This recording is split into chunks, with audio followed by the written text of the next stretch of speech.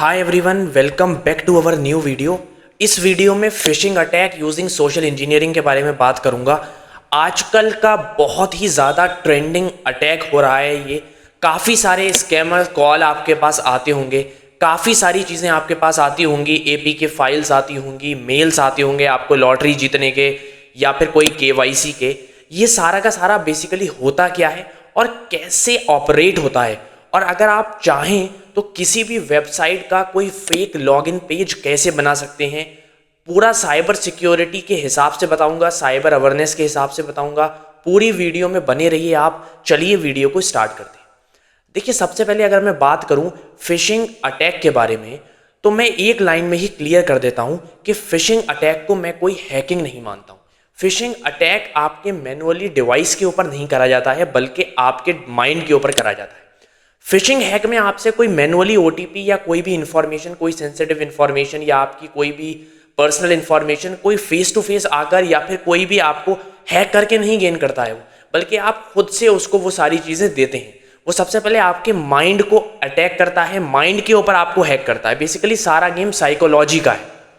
आपको फेयर में डालता है, वो आपका ट्रस्ट जीतता है, ये सारी चीज़ें वो करता है। आपको इमोशनली ऐसी बातें करता है ताकि आप उस पर यकीन कर लें। फिशिंग अटैक का एक बहुत ही बेसिक सा एग्जांपल अगर मैं आपको बताऊं, जैसे मान लीजिए आपके बैंक से आपको कॉल आता है, किसी ने आइडेंटिटी थेफ्ट करके अपने आप को बैंक का मैनेजर बताकर और आपका नाम बताया आप फ़ोन के ऊपर, और आपसे कहा कि भाई इस तरीके से आपका इस बैंक के अंदर अकाउंट है और इसके अंदर कोई इतने पैसे डालने की कोशिश कर रहा है, लेकिन वो आ नहीं रहे हैं क्योंकि वो केवाईसी रह गई है उसकी, या कोई पेंडिंग डॉक्यूमेंट वेरिफिकेशन के लिए रह गया है आपका बैंक अकाउंट के अंदर, या कोई न्यू ईयर की स्कीम आई है गवर्नमेंट की तरफ से कि सारे के सारे अकाउंट में केवाईसी कराना ज़रूरी है, या उनकी डिटेल जो है वो दोबारा से सबमिट करना बैंक के अंदर ज़रूरी है। इस तरीके की अगर उसने कोई भी सारी चीज़ें अगर आपको बता दी, तो होता क्या है, होता ये है कि अगर आपने ये सारी चीज़ें नहीं की, बहुत सारे लोगों ने नहीं की होती हैं, बहुत सारे लोगों को कुछ जानकारी नहीं होती है इसके बारे में,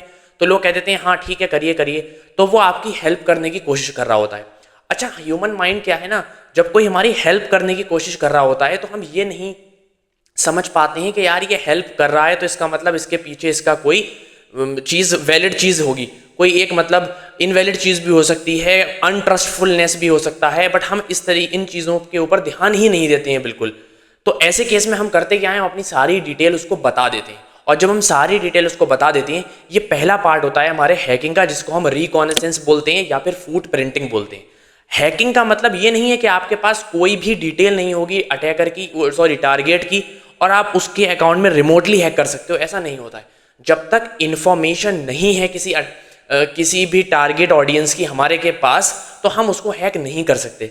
ऐसा नहीं है कि कोई अननोन आदमी है, मेरे पास उसकी कोई भी इंफॉर्मेशन नहीं है, सिर्फ मुझे उसका नाम पता है और बाकी कोई भी इंफॉर्मेशन नहीं है, तो मैं उसको हैक कर सकता हूँ। देखिए, ऐसा नहीं है, क्योंकि हैकिंग में भी 4-5 स्टेप्स होती हैं। रिकॉनेसेंस होता है, स्कैनिंग होती है, टारगेट ऑडियंस होती है, बहुत सारी चीज़ें होती हैं, क्लियरिंग ट्रैक्स होती हैं, स्कैनिंग नेटवर्क्स होती है, मेंटेनिंग एक्सेस होती है, बहुत सारे स्टेप्स होते हैं हैकिंग के अंदर। तो डायरेक्टली आपको कोई हैक नहीं कर सकता। आपसे पहले वो सेंसिटिव इन्फॉर्मेशन और आपकी पर्सनल इन्फॉर्मेशन गेन करेगा, उसके बाद आपके ऊपर वो अटैक करेगा, सेकेंड फेस अपनाएगा, यानी कि स्कैन करेगा। उसके बाद आपके डिवाइस के अंदर एक्सेस कर जाएगा, आपसे कोई ओटीपी वगैरह ले सकता है। तो ये सब क्या होता है, ये सब फिशिंग अटैक होता है।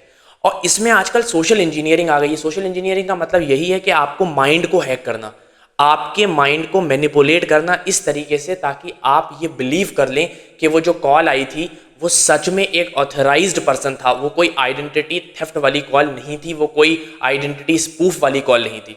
तो ये क्या होता है, ये सोशल इंजीनियरिंग होती है।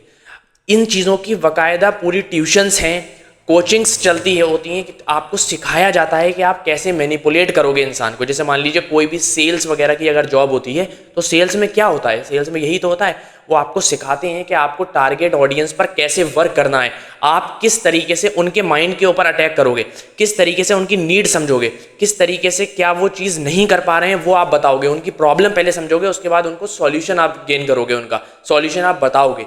तो ऐसे केस में क्या होता है, हमारा ह्यूमन माइंड शक नहीं कर पाता है उनके ऊपर, और हम ये सोचते हैं कि यार ये जो वैलिड पर्सन है, ये ऑथराइज्ड पर्सन है, तो हम उसको सारी डिटेल बता देते हैं।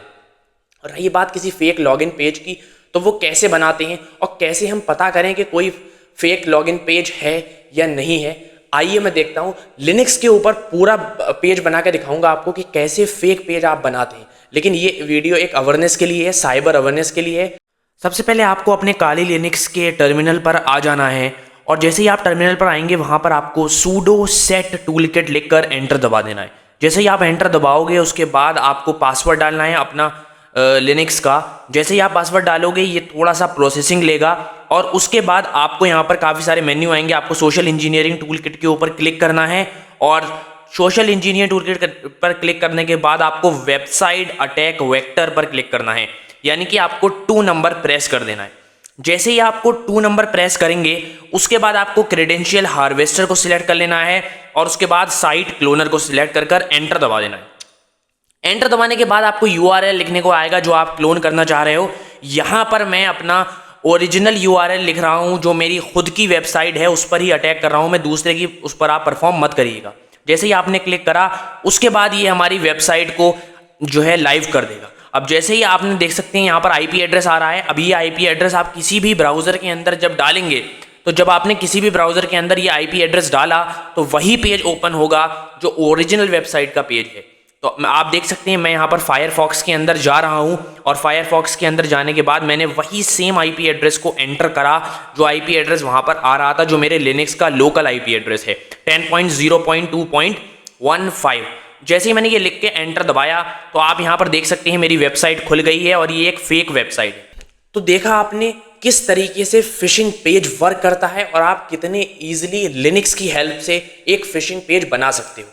इसमें जो मैंने फिशिंग पेज बनाकर दिखाया वो मैंने अपनी ही वेबसाइट का बनाकर दिखाया था, क्योंकि किसी दूसरे का अगर मैं बनाऊंगा इस तरीके किसी दूसरे की वेबसाइट के ऊपर अगर मैं टारगेट करूंगा तो वो एक गलत चीज़ है। मुझे टेस्टिंग के लिए करना है तो मैं अपनी ही वेबसाइट के ऊपर करूंगा, अपने ही सर्वर के ऊपर टेस्ट करके देखूंगा कि वो चीज़ वर्क कर रही है या नहीं कर रही है।